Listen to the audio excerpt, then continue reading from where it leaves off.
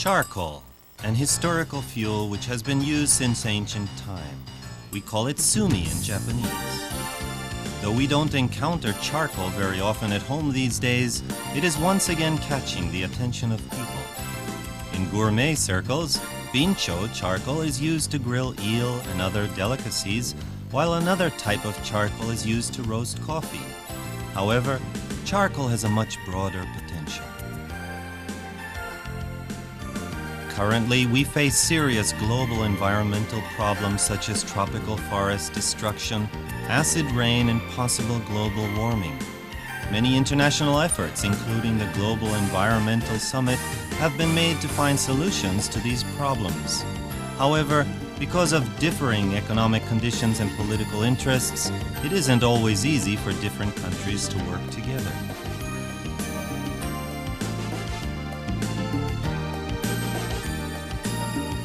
Charcoal can effectively bridge these divergent national agendas, and there are people actively using charcoal in this way.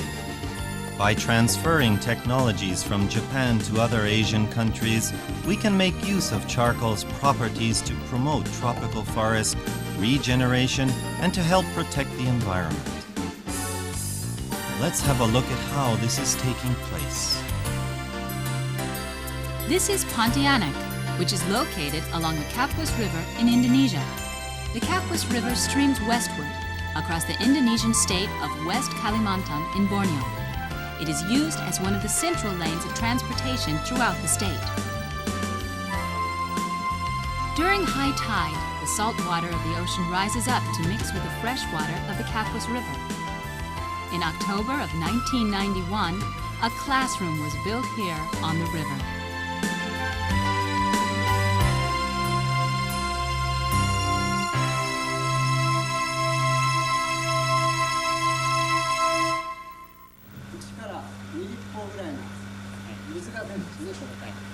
"84-year-old Dr. Sadakichi Kishimoto is giving a lecture.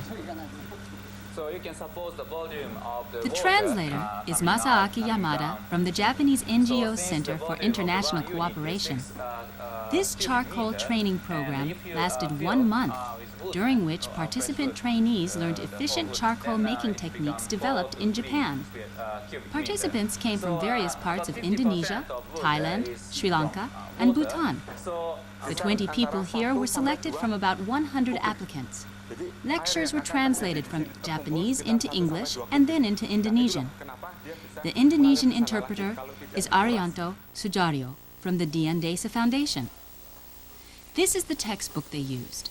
Dr. Kishimoto's original version was completed in the middle of September, after which Mr. Yamada translated it into English.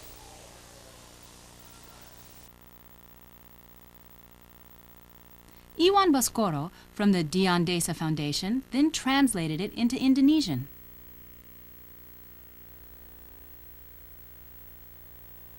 The title of this textbook is called Technical Training for High-Quality Charcoal Production. Why charcoal now? Why did the 84-year-old Dr. Kishimoto volunteer to lead this training project right on the equator? I wanted to know the answers to these questions, and so I accompanied him from the beginning of the course. The Indonesian video segment was taken by a local crew who live in Sintang, Indonesia.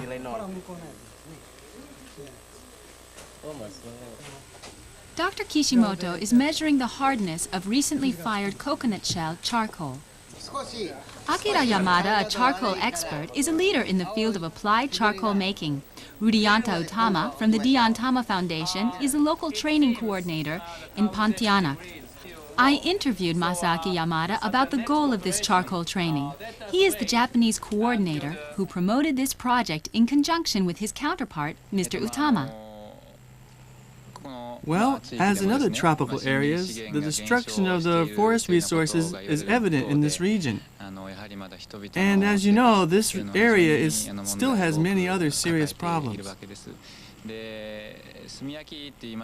You know, charcoal making is a way of using local resources efficiently, especially wasted organic materials, such as coconut shells and rice husks and wood wastes. These materials are all common to this region. Charcoal making is a forestry production technology which utilizes local resources continuously.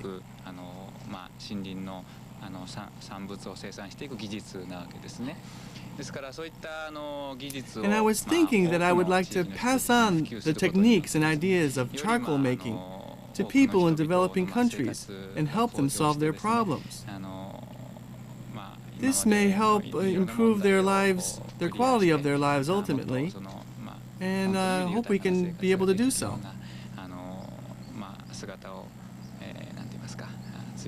Fortunately, we met some people from the Diantama Foundation, an NGO in Pontianak specializing in charcoal making. Their goal is to improve the lives of local people by developing a self-sustaining rural industry, an idea similar to that of the Charcoal Promoters Association of Japan.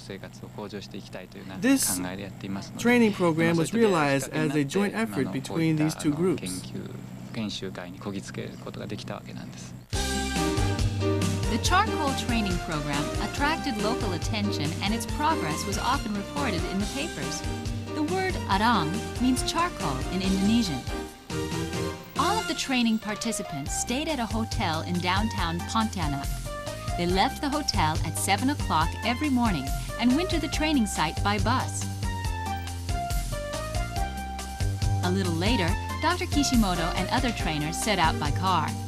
The driver was Pak Kadir, who described himself as a descendant of the Pontianak Sultan. The local people, seen from the car window, seemed to be living happy, peaceful lives. According to the State Statistics Bureau, the population of Pontianak, comprising various ethnic groups, was about 400,000 in 1990. The city is in the lowlands of the Kapuas Delta, and a network of canals is used for urban drainage and transportation.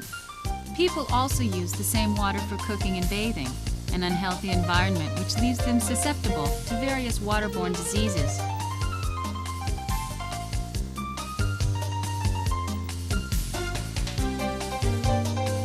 Pontianak is located about 5,000 kilometers southwest of Japan. There are only a few cities in the world located right on the equator, and Pontianak is one of them. Each time I pass by here with Dr. Kishimoto, I am struck by his devotion. This is the Equatorial Monument. Dr. Kishimoto is a doctor of forestry who has devoted his life to the research and promotion of charcoal technologies. He recognized the wonderful properties of charcoal early in his career and has been advocating its use ever since, and promoting charcoal making as the chemical industry of the forest. After working for the Japanese Ministry of Agriculture and as a professor at Tokyo Education University, Dr. Kishimoto established the Charcoal Promoters Association of Japan and became its chairman. The Charcoal Promoters Association is an NGO involved in joint cooperation activities in China, Thailand, Malaysia, Indonesia, the Philippines, and other Asian countries. There are several other Japanese lecturers teaching on the training course. Dr. Misa Masuda is talking about the use of mangrove forests.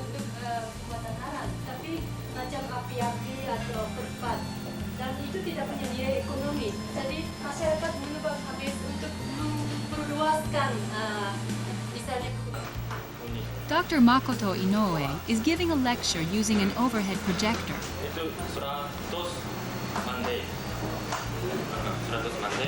Ini 120 sampai 130 mande. Kalau ini 130. At the training site, various types of charcoal kilns were constructed. Soil-covered charcoal making is the most elementary technique and is practiced all over the world. Drum can kilns are tested, applying both vertical and horizontal methods.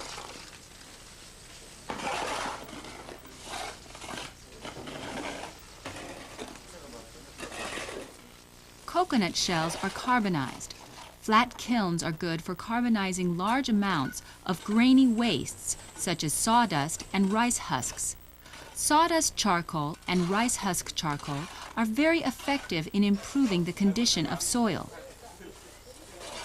The Yoshimura kiln was recently developed by Toyonoshin Yoshimura. The ceiling is made of iron plate. Mr. Yoshimura, the designer himself, also served as a training leader on the course. The primary emphasis in this course is on the Iwate kiln, which is a traditional Japanese kiln. It was selected because of its simple and low-cost design. Construction of the Iwate kiln began in this open space. The kiln foundation was constructed jointly by all program participants. First, fist-sized stones were spread along the ground and firmly packed to make a 20-centimeter thick layer. Then a 30-centimeter thick layer of clay was placed on top of these stones and again packed firmly. This will facilitate the release of moisture from wood during the carbonization, reduce heat loss from the kiln foundation, and promote a smooth carbonization. Next, the position of the chimney inlet is determined, and the whole kiln walls are drawn on the foundation around it. Then 20-centimeter long stakes are placed as markers, and planks are inserted between them. This is the standard plan of the black charcoal kiln. The foundation is usually flat, but sometimes may be inclined toward the chimney inlet. The chimney inlet of the Japanese kiln is at the bottom of the interior wall. This allows heat to remain within the kiln and facilitates the circulation of the hot air so that proper carbonization is assured. These are molds of a bottle-shaped chimney made from plywood. This structure with a bulge in the lower portion helps to block the cool exterior air from mixing with the circulating internal air. Though there are various methods of kiln wall construction, the so-called pound and pile method was adopted here. When the kiln wall and chimney have been constructed, a drying fire is started inside. Next, the wood is stacked vertically inside the kiln wall. On this occasion, leavenwood, a local species in abundant supply, is used. Wood should be fresh or remoisturized if already dried. Using wood with an appropriate moisture content slows down the carbonization process, which is necessary for good charcoal. After the wood is packed to the height of the kiln wall, smaller pieces of wood are heaped on top. Then grass is placed over this, and flattened gunny sacks are laid over the grass. Plywood panels are placed over this, and finally, carefully selected mud clay is spread on top and then packed firmly. When a fire is started in the firebox up front and smoke comes out of the chimney, the kiln seems to take on a life of its own. With the guidance of the training leaders, the training participants measure the temperature inside the kiln each hour using a pyrometer. Based on these measurements, they adjust the air hole opening in the firebox. Since the initial stage of firing is so critical, Akira Yamada and Tsuyoshi Hirowaka stayed up all night to tend the fire. Mr. Hirowaka also played an important role in translation, kiln construction, and the recording of daily activities.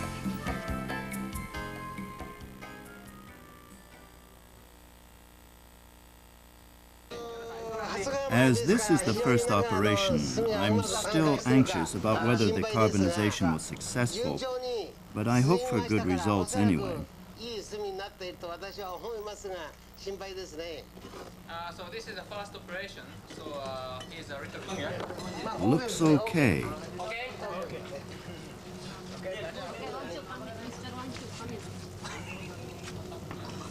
This is the first time for everyone to look into the kiln.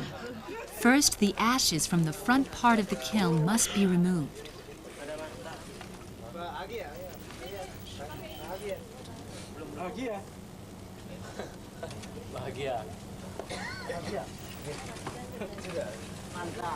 Rain has traveled from Ambon, a journey which took 5 days. Starsa is a young charcoal maker in Pontianak. He watches intently.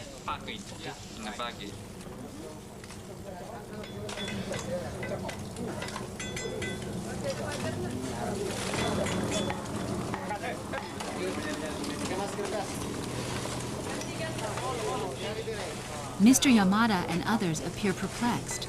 It seems the charcoal is not very good.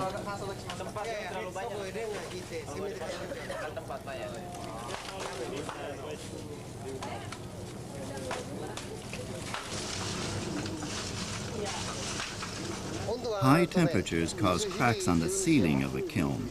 In this case, there are no cracks on the ceiling due to the low temperature.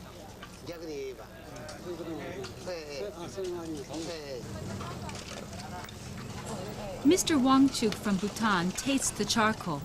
Some participants begin sorting it.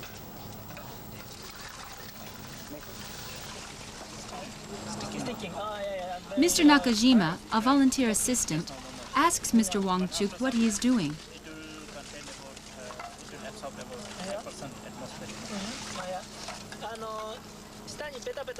If charcoal sticks to your tongue, it means it is dry. If not, the charcoal contains moisture. In other words, well-done charcoal sticks to your tongue. The cheerful Fajar comes out of the kiln and brightens up the atmosphere. Fajar is also a local charcoal maker. He is 20 years old.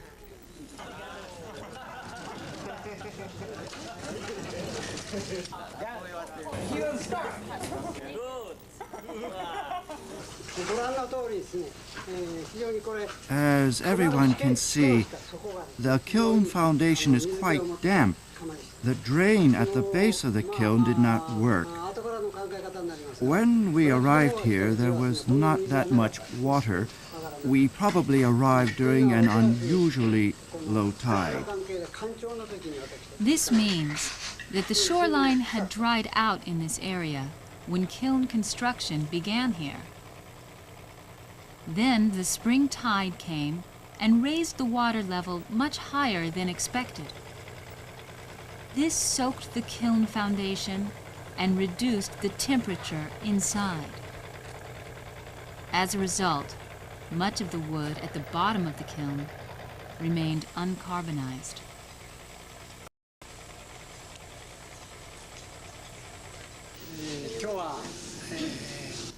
Today is the day to unload the kiln, the charcoal's birthday, so to speak. So far, the soil-covered kiln, drum can kiln, flat kiln, and Yoshimura kiln have been successful. Unfortunately, however, the Iwate kiln produced a lot of uncarbonized wood. We will have to improve and elaborate on its design for the next charcoal making operation. Since the food has already been prepared, let us make this a pre-celebration for future success. Let's celebrate today's kiln unloading.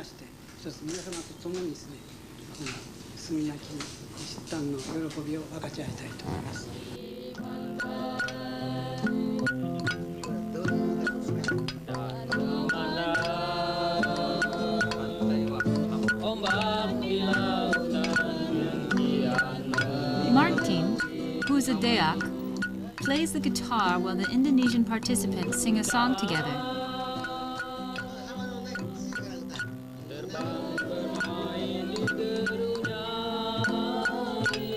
Dr. Kishimoto looks happy.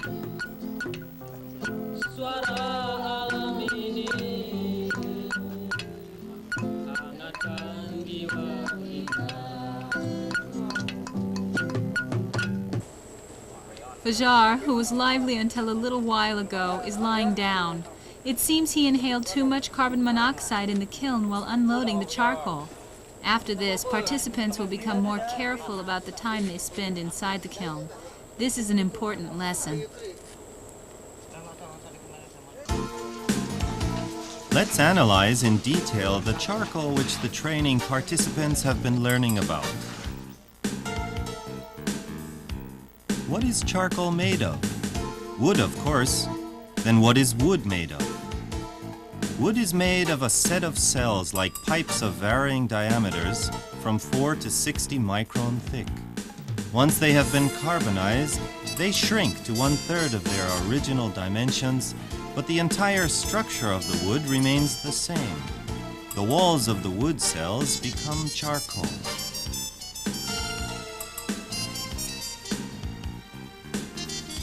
This is the cross-section of charcoal magnified 2,000 times by an electron microscope.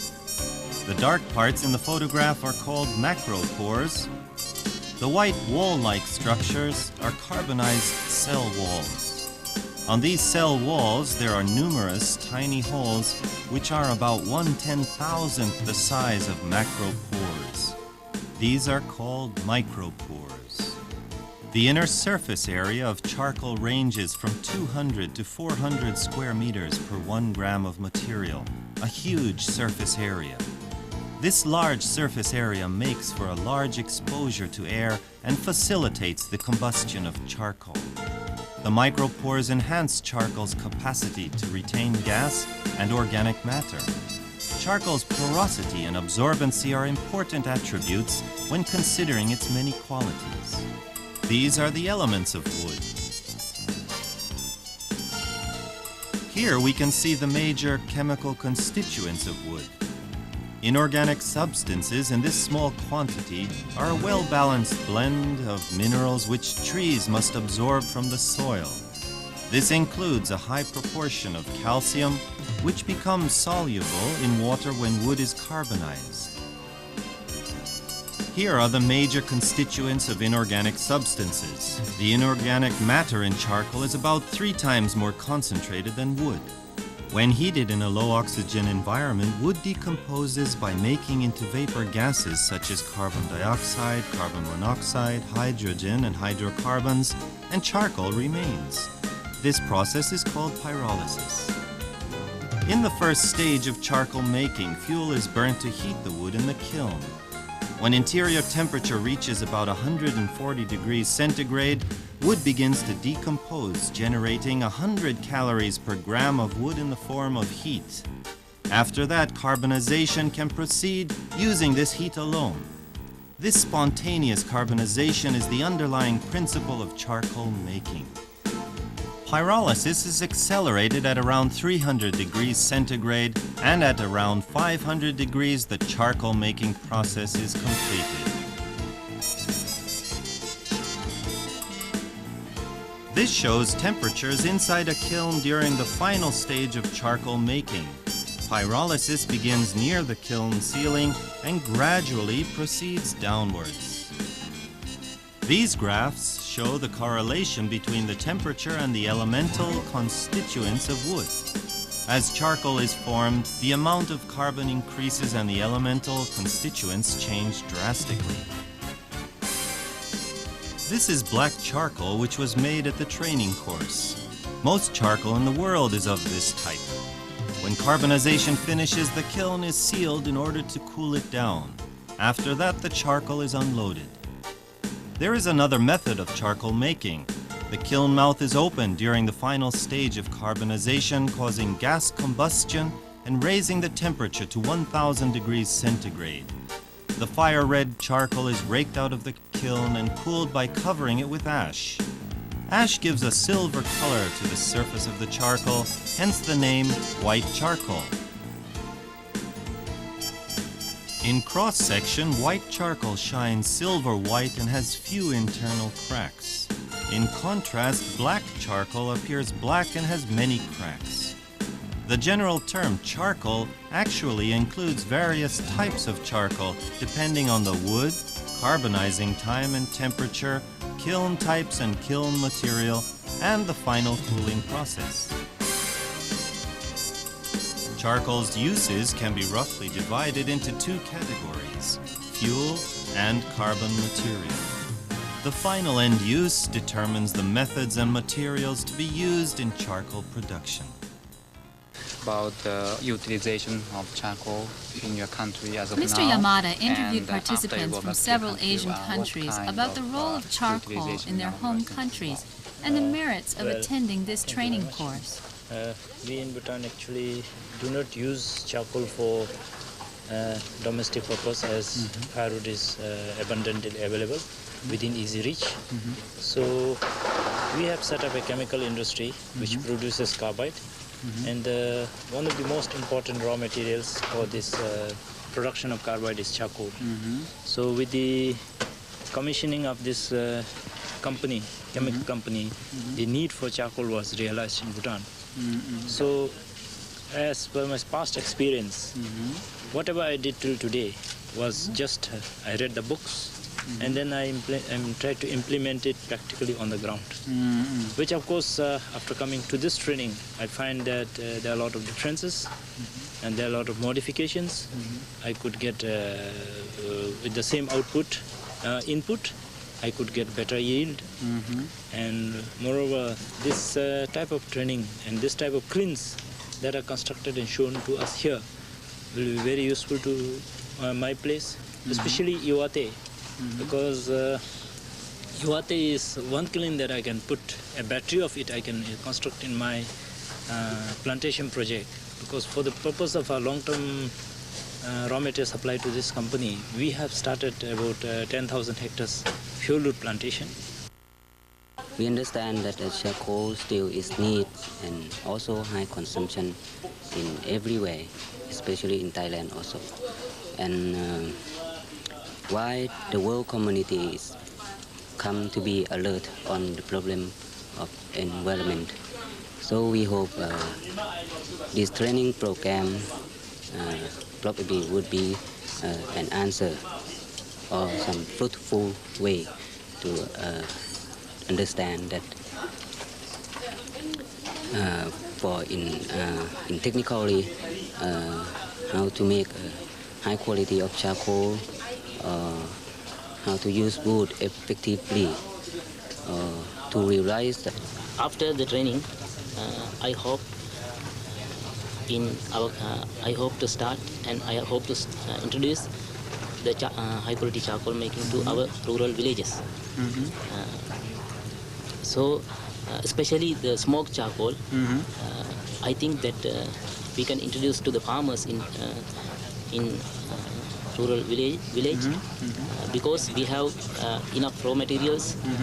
Already they are throw away. They are not using that. So this is one. I think this training program is one of a turning point for us to go. New husks are continuously spread over the firing zone until the smoked charcoal is finished.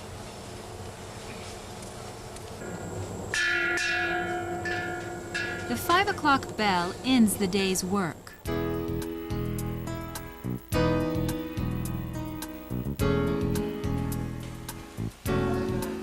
The training leaders return to the hotel.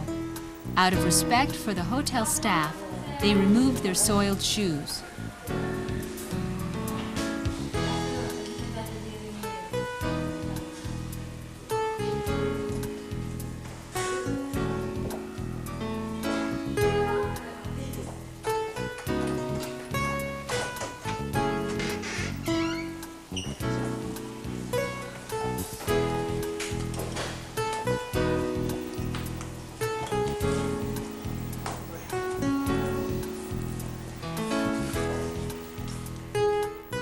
In the bathroom, there is no hot water, and the water is impure.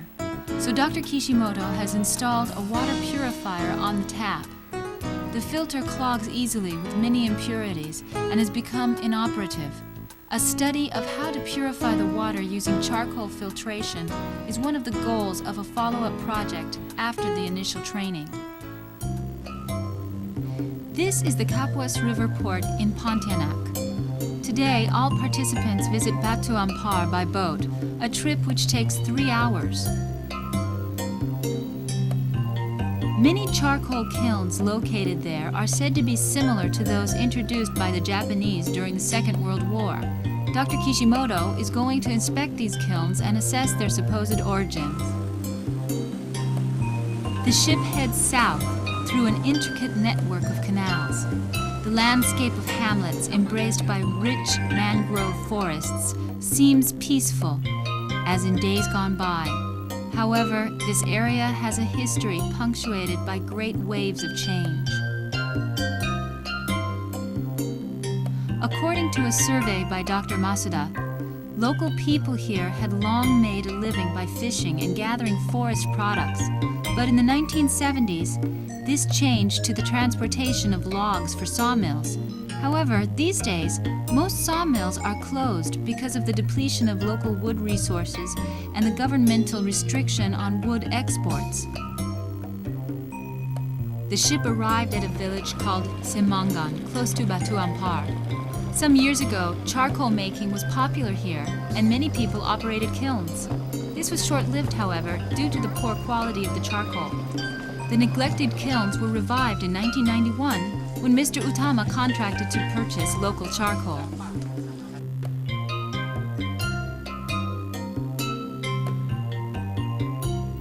The trees on the hills above Batu Ampar have never been cut because they provide local residents with vital groundwater.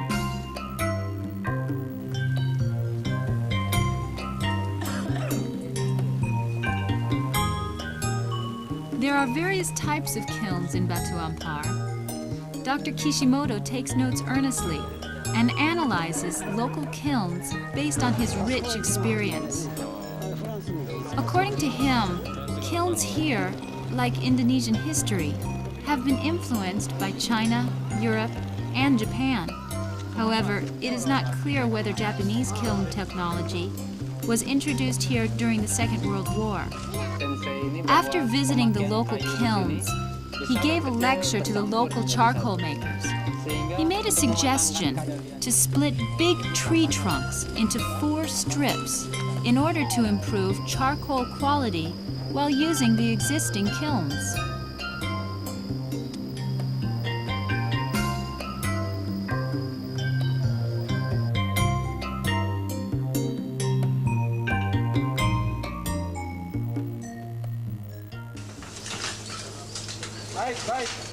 Today is the unloading day of the Yoshimura kilns.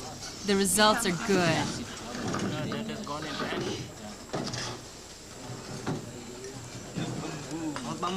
No bamboo. Oh, yeah. Take care for the chimney. Yeah. Now the chimney holds on bamboo.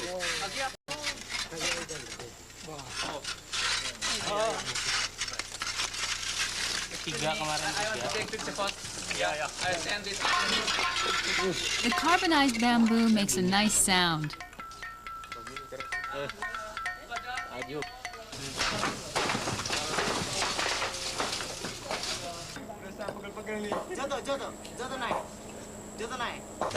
Joe, from Thailand, who is usually quiet, looks happy today.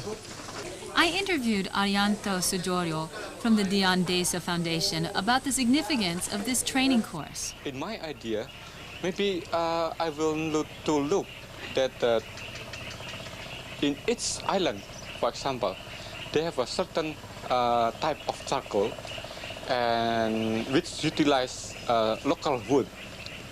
Those local wood is very important because people in the local area, they can plant their own wood without importing a new improved seed or improved trees to those areas. They can produce the trees by their own, and also they can make the charcoal with the high quality system that the sensei teach us here. I think that's the main of the purpose of the training charcoal making for us here in Indonesia, and for broader scope is for the Asia. In this training course, they intentionally avoided any use of heavy machines. They used only basic tools and local materials because this increases the possibility of the technology being used on a long-term basis. In fact, the most preferable technology for developing countries is one which is economical and self-sustaining. Charcoal making is one such technology. Trees will be protected by local people if they are certain they will benefit by this. This requires institutional support from the government. This can lead to the recovery of tropical forests. Another project to regenerate tropical forests using charcoal is underway in East Kalimantan, Indonesia. Dr. Makoto Ogawa, a leading micrologist, has been doing research since 1989 to inoculate a nursery stock of a tropical tree family, Diptocarpaceae. These seedlings with fungal hypha in their root zones grow twice as fast as uninoculated seedling roots. Charcoal is used for this inoculation. Raising Diptocarpaceae has not been easy. This study is expected to produce more fruitful results.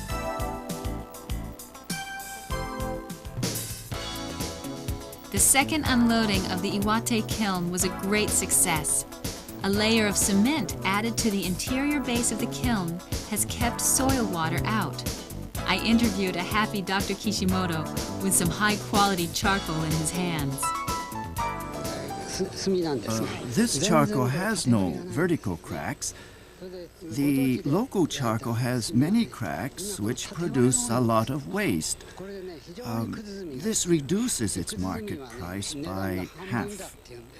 Therefore, it is a significant step for these people to make charcoal without vertical cracks. We Japanese use charcoal for purposes other than fuel, for agriculture, wastewater treatment, and many other uses. Japan is the only country to use charcoal for such multi-purposes. We should like to disseminate these practices to many people in developing countries. I think it would be very beneficial for them. The uses of charcoal are different in each country and region. People's lives, societies, economic conditions, and natural environment also differ.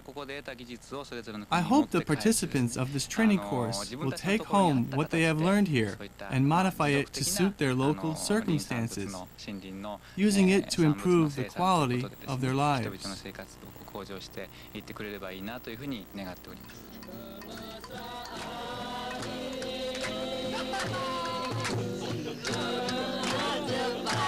This program has taught us many things.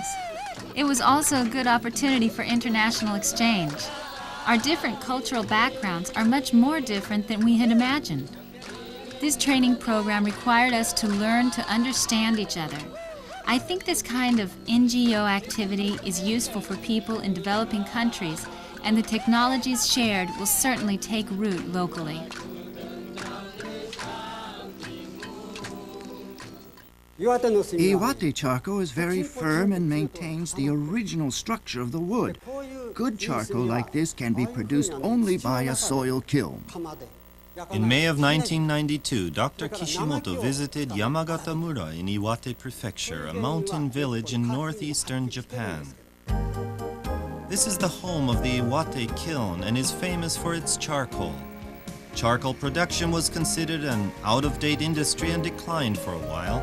Recently, however, various trials of multi-purpose charcoal use have been performed with the initiative of Dr. Kishimoto. Wasabi, a green horseradish, must be cultured in extremely clean and cold water. This field draws water from a mountain stream, and charcoal is applied here to purify it. We need a plow layer for cultivating this crop. This layer is 15 centimeters thick. Pulverized charcoal in the form of grain and powder is mixed with the soil. The average amount of charcoal used for this wasabi crop is 300 grams per square meter. Charcoal purifies the already clean mountain stream water even more. Moreover, I found from actual experience that the roots of wasabi grow well when charcoal is used. And this is important because, as you may know, we Japanese eat the root of wasabi. As a matter of fact, our last harvest was quite good. Charcoal's porosity and absorbency make it possible to purify water and air. Gas is absorbed by the extensive inner surface area and provides a wide aerobic membrane suitable for supporting microorganisms that decompose organic matter.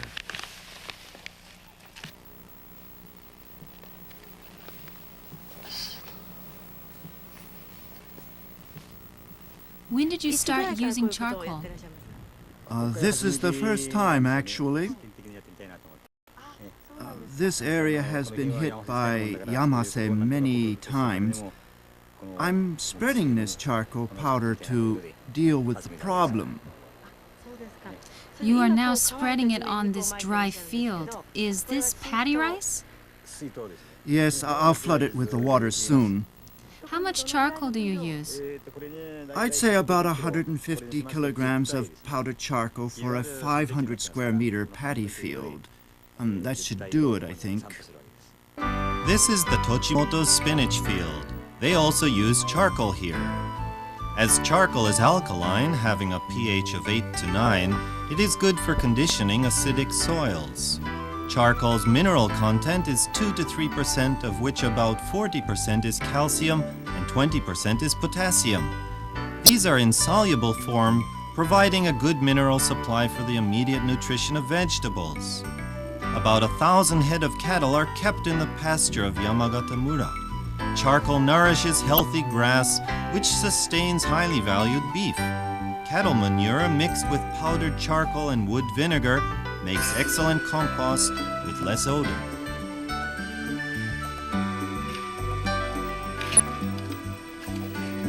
What is wood vinegar? Smoke rose up from the chimney of a charcoal kiln.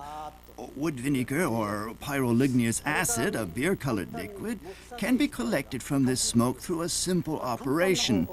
The composition of this liquid is similar to that of household vinegar. This liquid consists of a mixture of 3% acetic acid and 200 to 260 different kinds of wood constituents. Chemically, wood vinegar is quite complex. When you transplant a young tree or herb, add a pinch of charcoal that has been soaked in wood vinegar, diluted by a factor of 10. Some root growth-promoting compounds, or hormones, included in wood vinegar stimulate active root growth. As the roots grow well, the parts of plants above ground also grow well.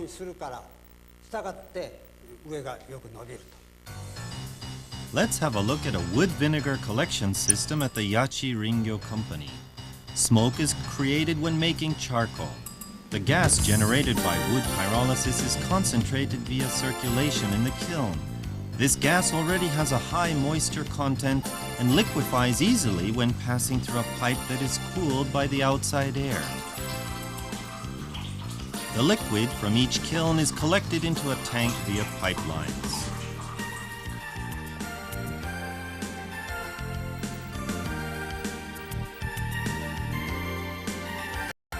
The liquid separates into 3 layers. Light oils float to the surface and tar is deposited at the bottom. Wood vinegar is in the middle, a transparent and yellowish red-brown liquid. This is the collecting system developed by the training participants. Dr. Kishimoto was quite impressed. The wood vinegar is stored in a vat.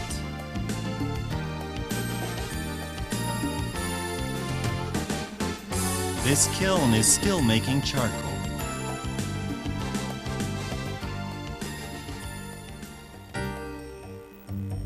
Growing trees absorb carbon dioxide and release oxygen.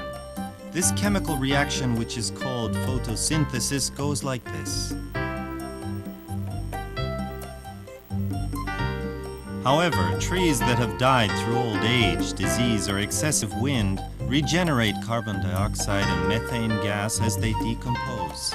The carbon that was once contained in the tree is again released into the air. Increasing levels of atmospheric carbon dioxide are said to be contributing to global warming. Charcoal is helpful in slowing the release of this carbon dioxide. We cut down trees and turn them into timber, furniture, pulp, and so on. While overcutting is a problem, the carbon is still contained in wood products and causes no damage to the atmosphere. When wood products are burned en masse, as waste wood or paper after use, much of the carbon is released into the air as carbon dioxide. However, if wood is converted into charcoal, its carbon remains fixed as a solid. As we have seen, charcoal has many wonderful properties. An experiment for municipal water purification using waste wood charcoal has been in progress since 1989 in Hino City, Japan.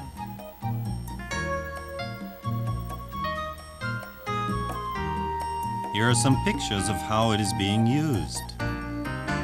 500 kilograms of waste wood charcoal was laid along 12 meters of a concrete canal and covered with a fishing net to prevent its outflow. Significant analytic data has been gathered and has captured the attention of the citizens.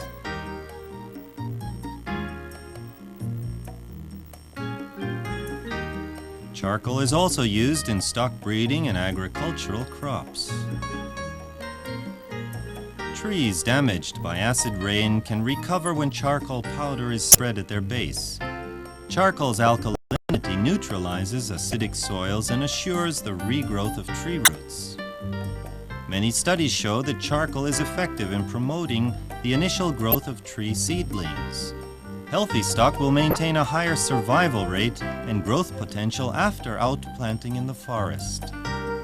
Thus, charcoal making can help tree growth and stem the release of carbon dioxide into the atmosphere. Charcoal has wonderful properties. However, without someone to make it, charcoal itself will become extinct. There still exist charcoal makers who have maintained and developed the traditional charcoal-making technologies even after the emergence of petroleum-based modern high-tech industries. Not only here, but also in other villages throughout Japan, different traditional techniques are still being practiced. It is time to share this wealth of experience and these techniques with the rest of the world.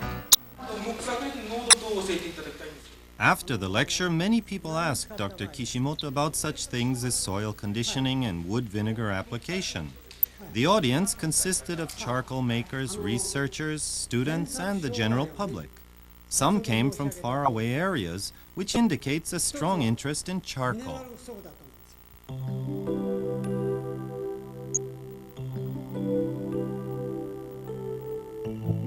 Based on well-ordered forest management, including thinning, pruning, weeding, and brush control operations, we can produce good wood products and also make charcoal from sawdust and wood waste. If a cycle is established in which charcoal is used in many ways, such as raising tree seedlings and tree outplanting, it will help create jobs, promote a wealthy economic condition, and sustain rich forests. Underground water is sustained by an abundant forest, which in turn nurtures a large downstream area. Charcoal has great potential for preserving forests as the key to stabilizing the cycle of carbon and other forest resources. Healthy forests can provide us with a limitless supply of energy and renewable resources. Re-examining the role of charcoal and forest resources will contribute to the solving of today's difficult environmental problems. The convictions and beliefs of young Mr. Yamada and Mr. Utama, and the active enthusiasm of 84-year-old Dr. Kishimoto and other leaders are certainly being spread around Japan and throughout Asia.